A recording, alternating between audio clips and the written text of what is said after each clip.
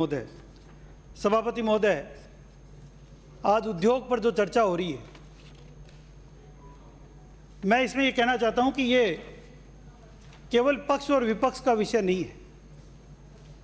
उद्योग की जो विषय है वो किसी राज्य की आर्थिक नब्ज को टटोलने के लिए, आर्थिक स्थिति को जानने के लिए, उसको उद्योगों की स्थिति को यदि हम आंकलन कर लें तो उस स्टेट का पूरा फाइनेंशियल पैरामीटर सामने आ जाता है कि स्टेट की हालत क्या है।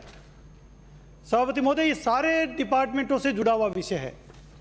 केवल और केवल एक उद्योग विभाग का नाम बहुत छोटा सा हो सकता है, क्योंकि हमने ये शुरू से देखा है कि हमारा जो प्रदेश है वो भौगोलिक दृष्टि से हर तरह की उद्योग के लिए सूटेबल है। यहाँ देश दुनिया के सारे तरह के उद्योग यहाँ पर हम लगाए जा सकते हैं। ये भौगोलिक दृष्टि से हमको सूट करता है। सभापति महोदय, भारत में हमारे स्टेट ही नहीं, पूरे विश्व की अर्थव्यवस्था में राजस्थान के उद्योगपतियों का बहुत बड़ा योगदान रहा है। सभापति महोदय, आप खुद जिस क्षेत्र से आते हैं वहाँ के उद्योगपति तो पूरी देश दुनिया में फेमस है। आप केवल राजस्थान के से निकलकर केवल दिल्ली, मुंबई, कलकत्ता ही नहीं, पूरी दुनिया के किसी भी कोने में चले जाओ, राजस्थान के उद्योगपतियों की धाक पूरे विश्व में है। इसलिए हमारे लिए कहते भी हैं कि जहाँ न पहुँचे बैलगाड़ी वहाँ पहुँचा मारवाड़ी। ये हमारे लिए कहावत है, क्योंकि उन सभी विषम परिस्थितियों में जाकर यदि कोई व्यापार और उद्योग को बढ़ावा देने का काम, इस देश की अर्थव्यवस्था को एक मील का पत्थर साबित करने का काम और वैश्विक अर्थव्यवस्था में भारत का लोहा मनवाने का काम यदि किसी ने किया तो राजस्थान के उद्योगपतियों ने किया। इसलिए मैं आज सदन से कहूंगा कि उन उद्योगपतियों का स्वागत हमारे लिए सबसे महत्वपूर्ण है। सभापति महोदय, मैं मंत्री महोदय से निवेदन करूंगा कि अब हमारी बड़ी बहन महिला मंत्री बनी है तो कम से कम ईमानदारी से इस विभाग के साथ कुछ फैसले करेंगे, क्योंकि इस विभाग में हम कितनी बात कर लें, आज भी राजस्थान की श्रेणी औद्योगिक रूप से हम बीमार प्रदेशों की श्रेणी में हमारी काउंटिंग होती है, क्योंकि जो हमारे पास रिसोर्सेज है उनका ऑप्टिमम यूज तो छोड़ो, हम मिनिमम यूज भी पूरा नहीं कर पा रहे हैं। सभापति महोदय, मैंने कहा ना कि राजस्थान में उद्योग व्यापार की अपार संभावना है। मैं एक छोटी सी जानकारी आपके सामने शेयर करूंगा कि हमारे यहाँ पर इंजीनियरिंग में 14.75%, हैंडीक्राफ्ट में 11.676%, टेक्सटाइल में 10.86%, मेटल में 10.01%, केमिकल्स एंड अलाइड में 9.51%, dimension stone, marble, granite, articles stone, mica इनमें 7.73%, जेम एंड ज्वेलरी में 7.71%, एग्रो एंड फ्रूट प्रोडक्ट्स में 7.09%, जो भी माननीय सदस्य सादुलपुर से आने वाले सदस्य रख रहे थे, और अदर इंडस्ट्रीज में 20.58% एक्सपोर्ट में हमारी भागीदारी है।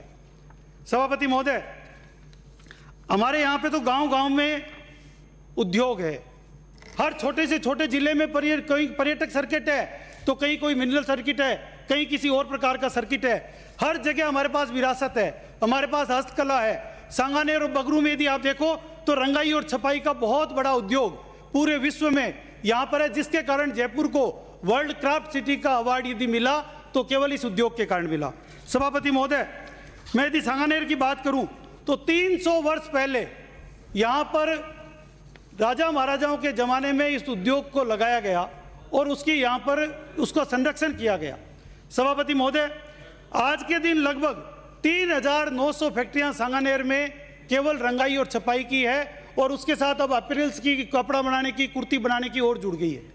सभापति महोदय, पिछली भाजपा सरकार में इन यूनिटों को बचाने के लिए केंद्र सरकार से 120 करोड़ रुपए और राज्य से 40 करोड़ रुपए का एक ईटीपी प्लांट का काम शुरू हुआ, लेकिन उससे केवल 650-700 फैक्ट्रियां जुड़ पाई। आज भी 3000 फैक्ट्रियां जो है वो उससे जुड़ नहीं पा रही है।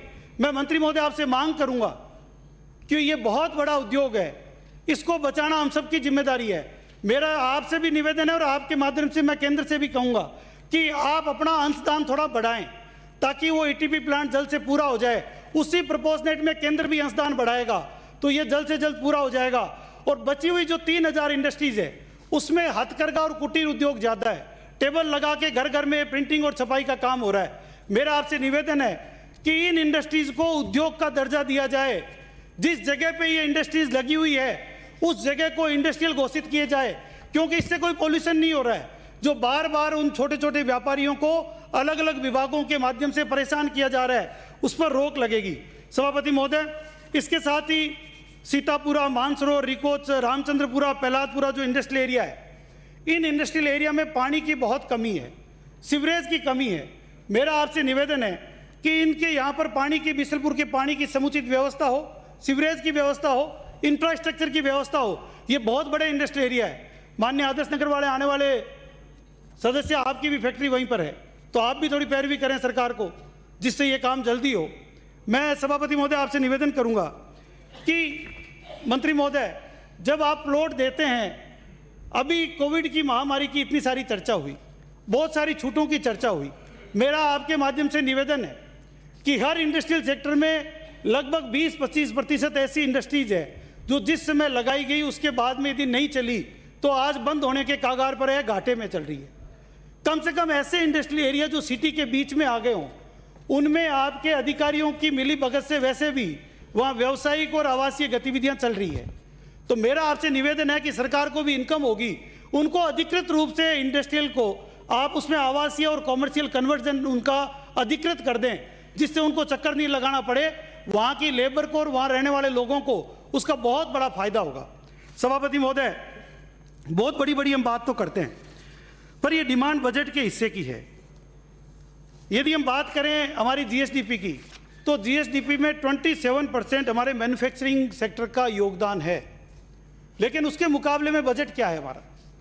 मंत्री जी, मैं आपके ध्यान में लाना चाहूँगा कि आप देखो, विभाग का आपने अलग से हेड बना रखा है, इंडस्ट्रीज एंड मिनरल्स का एक ही हेड बना रखा है। इस हेड में आपने 2020-21 में 507 करोड़ रुपए दिए थे, जो आपके खर्च नहीं हुए, मात्र 318 करोड़ रुपए खर्च हुए। 21-22 में आपने काफ़ी बढ़ोतरी की, हमको लगा कि इंडस्ट्रीज में बहुत चेंजेस होगा, आपने 780 करोड़ रुपए दिया।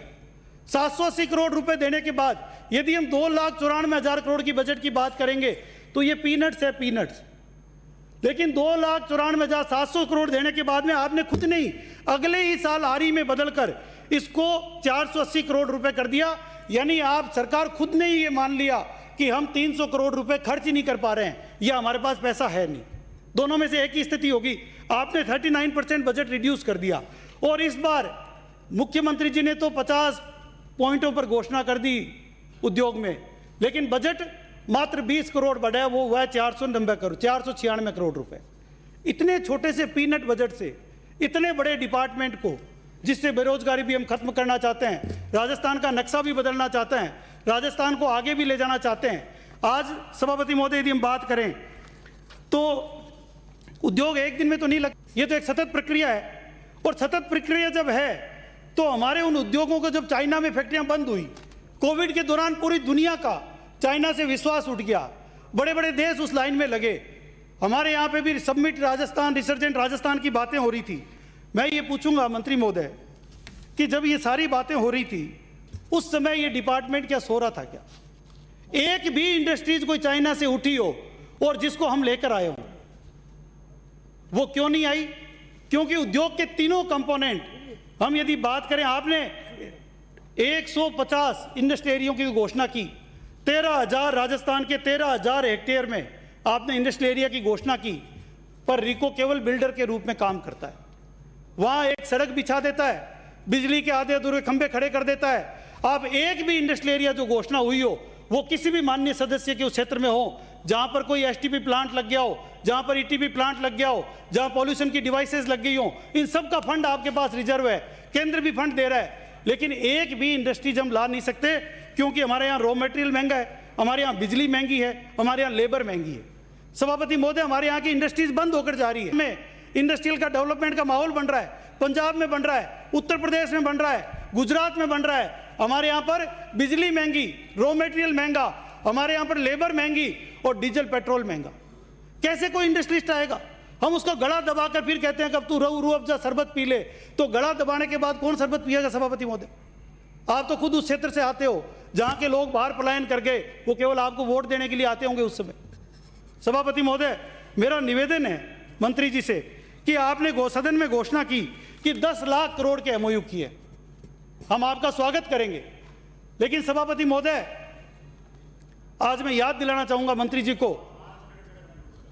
सभापति महोदय, मैं तो कंटेंट से हटूं, उसी समय बिठा देना। 5 मिनट कंटेंट से हटते ही बिठा देना आप। मैं तो नया सदस्य हूं। 5 मिनट। सभापति महोदय, मंत्री महोदय ने कहा 10 लाख करोड़, बिल्कुल हम आपका स्वागत करते हैं मंत्री जी, लेकिन कुछ बिंदु मेरे आपके समक्ष में रख रहा हूं, इनकी भी आप जांच कराएं कि इनमें से कितनी ऐसी कंपनियां हैं जिनकी जितनी नेटवर्थ नहीं है उससे ज्यादा के एमओयू आपके यहां पे कर लिए।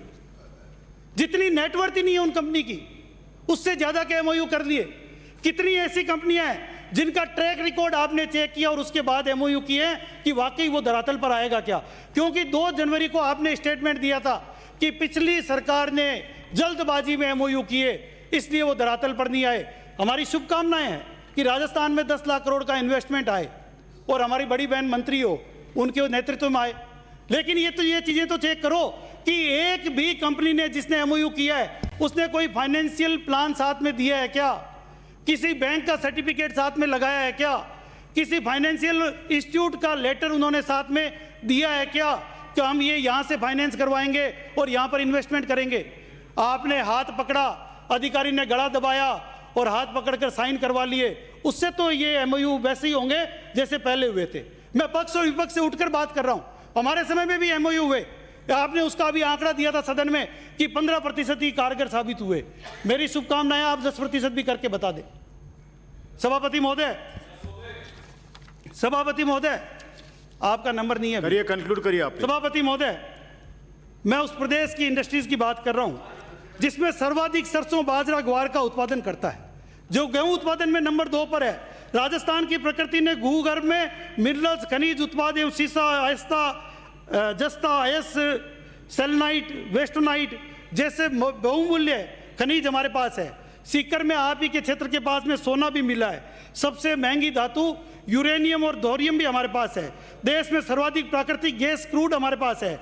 सोलर एनर्जी की राजस्थान में अपार संभावनाएं हैं।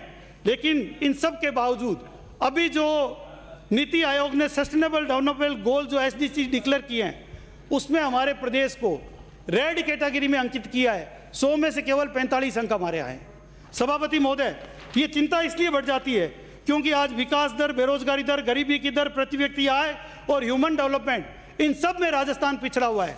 सभापति महोदय, मेरा आपके माध्यम से निवेदन होगा कि यहां पर कितनी ज्यादा वेयर हाउसिंग की आपने घोषणा की, लेकिन आपने क्या क्या, केवल एग्रो वेयर हाउसिंग, उसको कन्वर्जन फ्री है।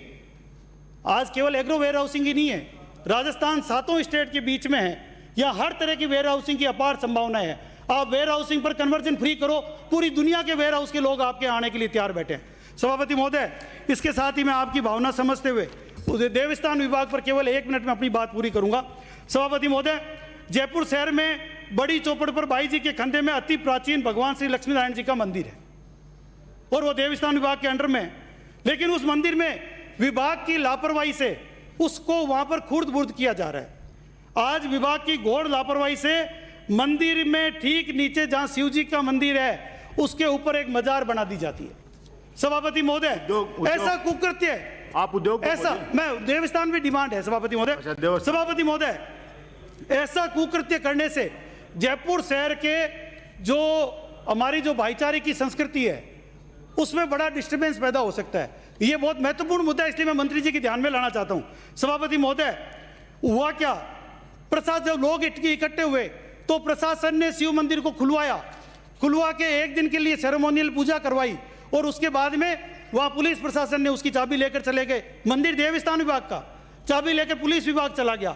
इसके साथ साथ मेरा आपसे निवेदन है कि दुनिया में ऐसी कौन सी जगह है जहां पर नीचे मंदिर हो और ऊपर वहां पर एक जगह हरा रंग करके और छत पर मजार बना दी जाए? ये कौन सी धार्मिक भावना है?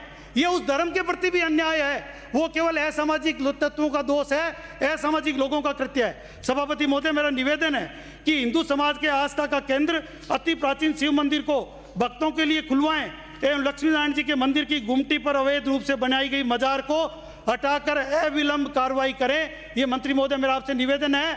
आपके प्रति इसलिए श्रद्धा है कि अभी आपने भगवत कथा का पाठ करवाया था। जो मंत्री भगवत कथा करवाती हो वो मंदिर को भी बचाएगी। ऐसे मेरी गुजारिश है, आप आदर्श नगर आने वाले सदस्य की बातों में नहीं आए। ये उनके क्षेत्र का मामला जरूर हो सकता है, लेकिन ये लाखों लाख लोगों का मामला है। आपका बहुत बहुत आभार, बहुत बहुत धन्यवाद।